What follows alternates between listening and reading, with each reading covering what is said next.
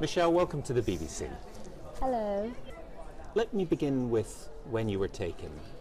What can you tell us about what actually happened then?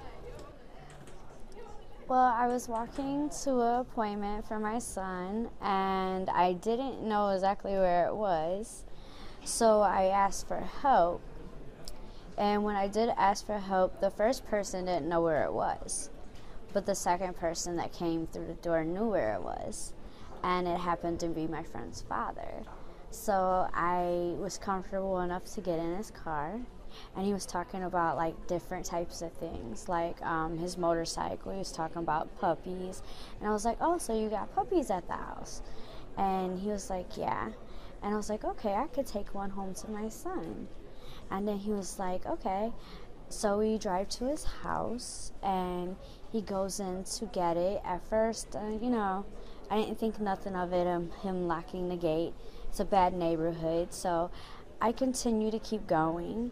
And then when we got in the house, it was kind of awkward. I didn't hear puppies. I didn't hear no sounds. So I started to get a little nervous, and then I got even more nervous as we were going up the stairs. And next thing you know, we were in a room, and I never got out. You never got out? No. Where did he then take you? How did he actually physically make sure that you didn't get out? There were presumably lots of locks on the doors. Were you tied up or what? After we got into the room, he told me that he was only going to keep me there for a little while. And then he sat there and took my hands and my legs.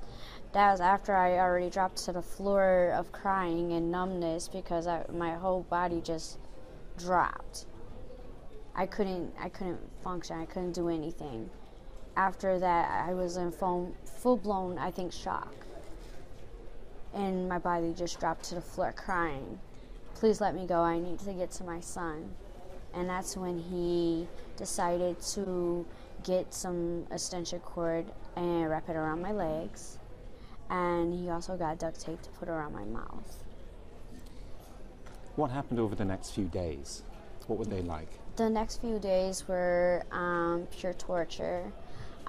He proceeded to have sex with me. He hit me quite frequently. He always sat there and told me that if I tried anything or tried to escape, he'll kill me.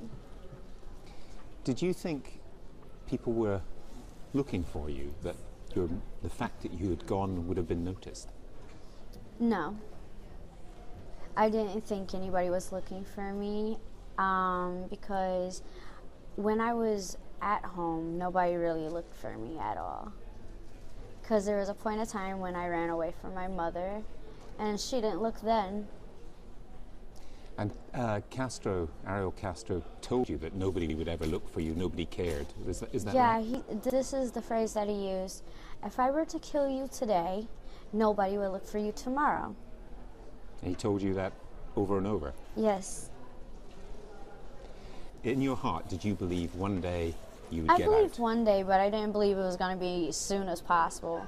I knew it was going to be a long time before I actually got out of there. Things changed when he abducted other women, Gina, for example. Yes. How did things change when they arrived? When they arrived, he was a lot different. He fed the other two girls, and I was the one that didn't get fed. He didn't think that I deserved it. Were you defiant, or was there just no point? I was hard-headed, so yeah, most of the time I did defy what he said and how he said it. Like, I would always sit there and say, well, you can feed the other girls, but you can't feed me. That's not right. And he'll get so angry and so frustrated that he'll end up hitting me. Reading your book and in our conversation, you've never once used his name, have you? Never. You can't bear to say it, or what?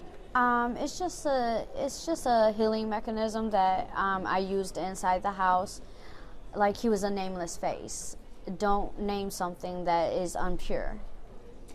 How did it happen? How did you finally get your freedom? Tell us the story.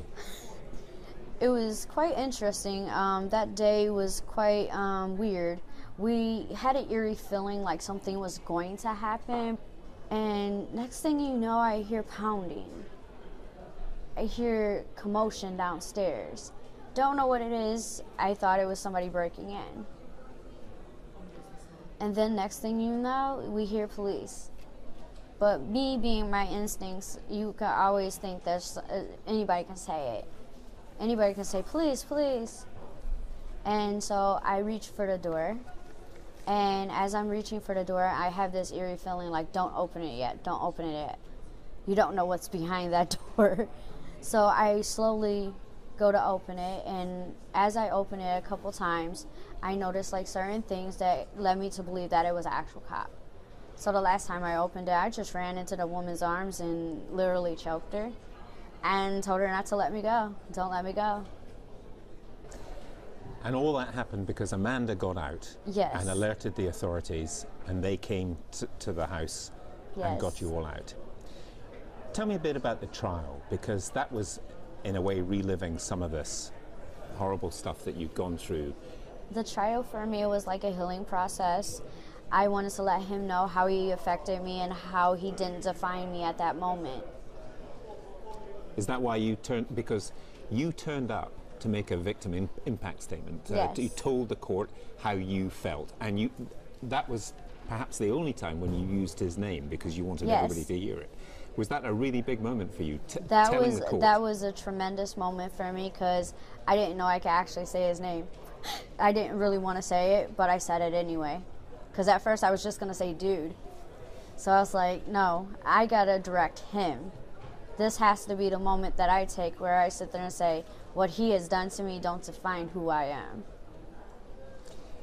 When he killed himself in prison, committed suicide, I just wondered what you thought of that. I thought it was a senseless act. I thought it was an act of cowardness. I thought his children didn't deserve what he put them through, because they didn't need to be hurt a second time.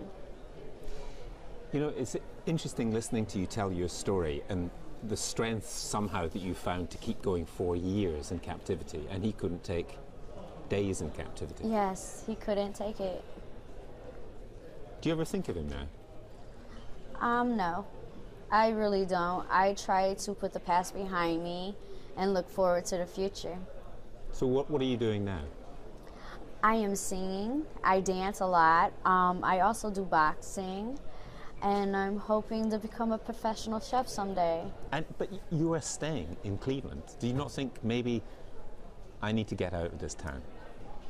Yeah, some days I do think about it, you know, moving out, but it's not because of Cleveland, it's because of the weather. Weather sucks down there. Really? Really? They have some beautiful days, but, you know, other four is like really cold.